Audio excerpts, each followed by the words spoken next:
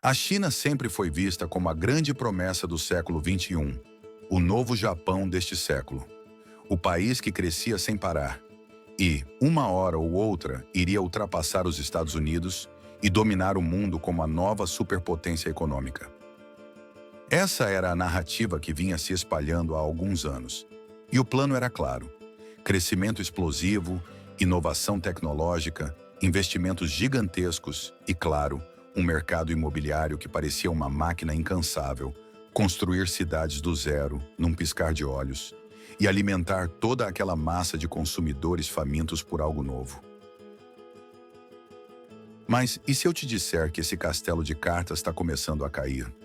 Que por trás daquela fachada de arranha-céus reluzentes e obras intermináveis, literalmente, existe uma crise que ninguém sabe muito bem como vai terminar? Uma crise que ameaça não só a estabilidade da própria China, mas o equilíbrio da economia global? Hoje, vamos mergulhar nesse buraco negro da crise imobiliária chinesa. Vamos entender por que o gigante pode estar tropeçando e por que o sonho de ultrapassar os Estados Unidos pode ficar para depois, bem depois.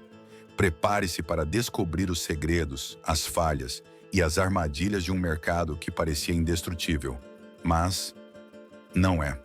Antes de começarmos, se inscreva aí, meu caro amigo, para todos os dias você ficar por dentro do mundo dos negócios. Bora lá? Número 1. Cidades fantasma e o começo do problema. Você já ouviu falar das cidades fantasma da China? Bairros inteiros, arranha-céus gigantescos, tudo novinho e completamente vazio, sem luz, sem gente, sem vida. Parece roteiro do filme Eu Sou a Lenda, mas é real e atual. Uma realidade construída com concreto, expectativa e uma dose insana de ilusão econômica. Lá pelos anos 2000, a China estava bombando. O governo queria transformar agricultores em consumidores urbanos e empurrou a urbanização com força. Resultado? Um boom imobiliário que virou vício nacional. Comprar imóvel virou moda, não para morar, mas para investir. Além do mercado de ações, muita gente endinheirada comprava na planta andares inteiros de prédios pré-lançados, com a expectativa de dobrar esse valor nos próximos 2 anos. Era apartamento a rodo, como se fosse ação da Apple. Compra, segura e espera valorizar. E o governo só ajudava. Urbanização puxava o PIB, gerava empregos e movimentava aço, cobre, cimento e outras commodities. Parecia a fórmula mágica do crescimento.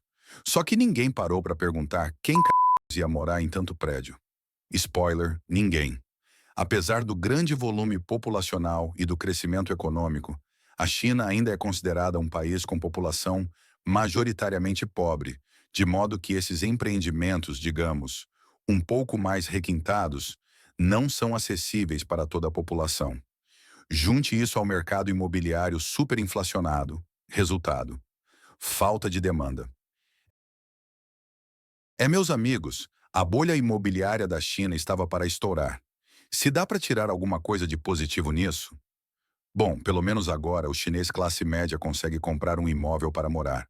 Situação impossível há alguns anos, onde o fervor especulativo tornava os imóveis cada vez mais caros e inacessíveis. Número 2. Pirâmide de concreto. O colapso das construtoras. Entram em cena as incorporadoras Evergrande, Country Garden, Vanke e outras gigantes. Elas vendiam imóveis antes de construir, usavam esse dinheiro para pagar dívidas antigas e começar novos projetos. Na prática, um esquema de pirâmide feito de concreto. Funcionou por anos, até que o governo chinês meteu o pé no freio com a política das 3 linhas vermelhas em 2020, uma regra que limitava o quanto as empresas podiam se endividar.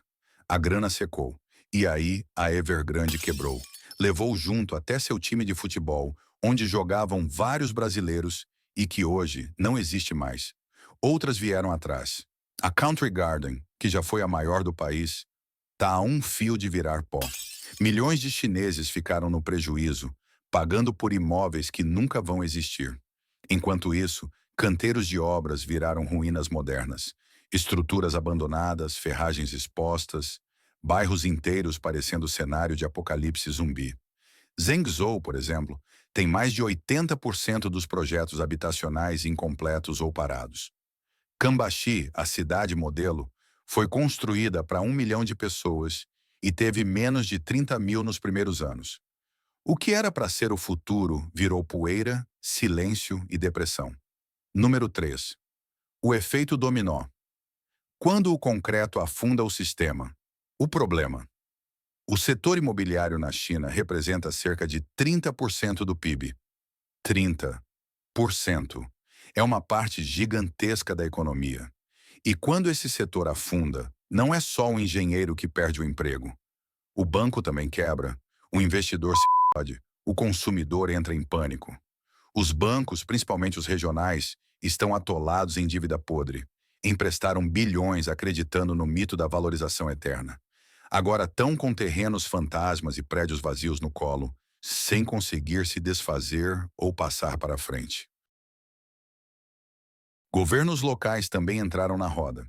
Muitos deles dependem da venda de terrenos para se financiar. Sem compradores, sem receita. E aí começam os cortes, os calotes, os improvisos. O sistema financeiro começa a ruir. O governo tenta apagar o incêndio, injeta liquidez, corta juros, libera crédito. Mas é como jogar água num incêndio de petróleo.